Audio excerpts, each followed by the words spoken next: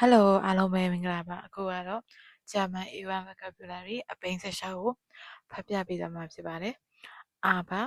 but ဒါပေမဲ့ aber yes yes အခု lange lange lange ရှိတာကြာတာ ode ode ode or သို့မဟုတ် schon schon schon schon already ပြီးနေပြီကိုအဓိပ္ပာယ်ရတယ် see her very အရင်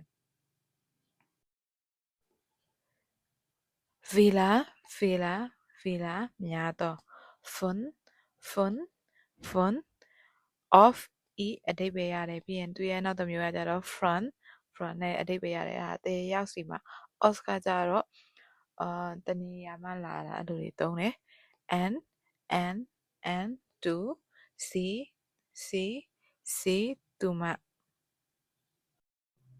via ကျွန်ုပ်တို့သည် ear မင်းတို့သည် see သူတို့သည် in moment လက်ရှိအချိန်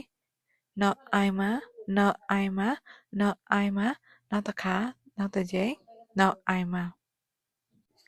အားလုံးပဲအဆုံးထိနားထောင်ပြီးလို့ကျေးဇူးပါ